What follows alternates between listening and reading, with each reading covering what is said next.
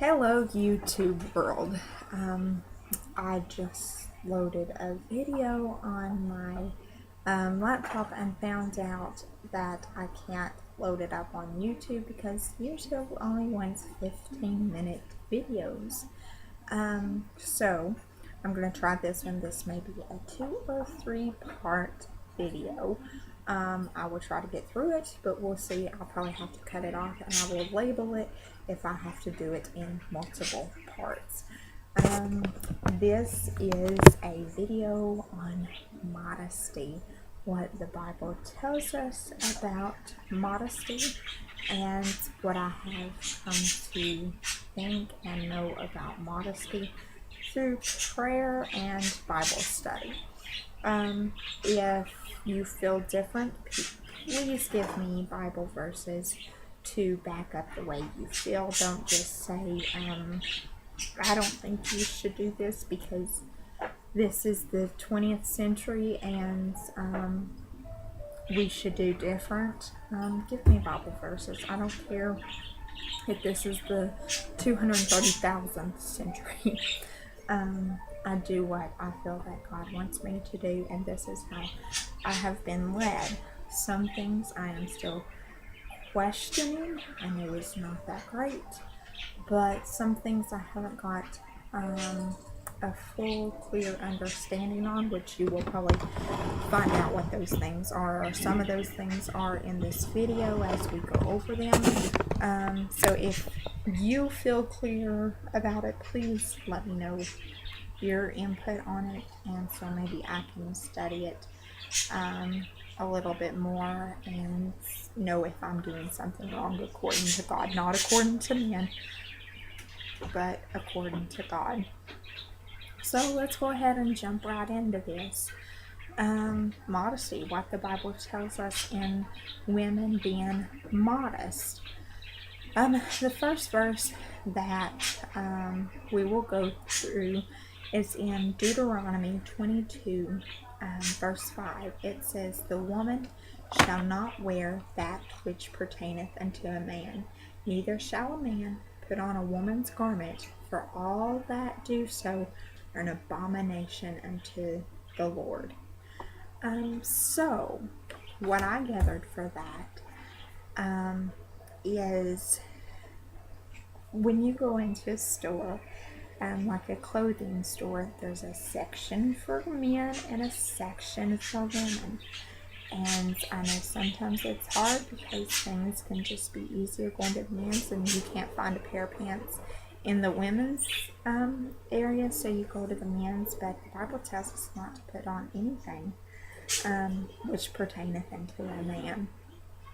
Something I found which I can't find exactly right now. It may have been somebody's YouTube video, but there was a clothing company that started out making pants for men, and they found out instead of just directing these clothing towards men, we would get more money if we made them for women too. So they started making pants for women, so that way they could get more money. But pants were originally made for men. I also read something that it was originally made because men wanted to ride horses, and so men could get on the horses. That's why pants were made, because used to be it was just trousers and jumpsuits or different things. So that's why pants were made. So we're not supposed to wear anything that pertaineth to a man. And then a man should not put on a woman's garment. I know in some cultures men wear kilts, but according to the Bible, I don't think that should be done. I think that pants should be left for men, and skirts and dresses should be left for women. That's just my understanding of the Bible. So far, that's what I have understood. Okay, and then in 1 Timothy 2:9, the Bible says, "In like manner also that women adore themselves in modest apparel, with shamefaced and sobriety, not with broided hair, gold or pearls, or costly arrays. Okay, so shamefacedness means showing modesty. Um, just not with the skirts, you want your bits and pieces to be covered, but also your top half. You want to make sure every part is covered. That's including your belly, your top half, your back, whatever. Make sure all that stuff is covered. I know a lot of times it is hard to do that because the way clothing are made anymore, but you can always find a way to do it. One of the things I do, which kind of goes in a way against what Deuteronomy says, but I buy men's tank tops to wear them underneath my shirts to make them more modest, because men's tank tops cover more up top, and when I bend over you would just see the tank top and then it comes further down below. So if I bend over, my shirt comes up, that tank top still has it covered. And anymore, women's tank tops comes down as low as shirts do, so women's tank tops would not work.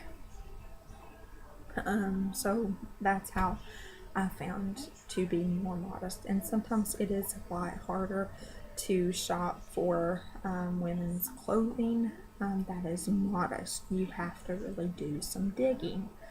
I will try sometime to make another video of where I do my shopping at for modest clothes, what websites, what stores, different places I go into and stuff, where I get them. It's head to toe being modest. But now we'll go to 1 Corinthians 11:15, and this is all in the King James Version Bible. It says, "But if a woman have long hair, it is a glory to her, for her hair is given her for a covering." Some people believe that when you pray you have to wear the tunic or the covering, some type of covering, but for me in this verse it says that our hair is a covering. Women are to have long hair. Now your description of long hair and my description of long hair may be two completely different things. For some people, long hair may be to the shoulders. For others, it's down flowing in the floor. So I'm not 100% sure yet on what long hair is, but for now, my thing is I don't cut my hair. I have not had my hair cut or trimmed in over a year. I don't intend on cutting it or trimming it. I just feel like that's something that should be part of it being long, is just keeping it that way, not cutting it or anything, because it's my covering. It's a glory, as the Bible tells me. I don't put braids, or I don't put golds or pearls in it. I still braid it, but I don't put all these diamonds and things in it. I put a hair bow on it, or a big fat clip to get it off of my head. But that's about the only two big things I use. I use a lot of hair bows and then this big old clip that I absolutely love. I do straighten my hair and then curl it or braid it or just put it up in a ponytail.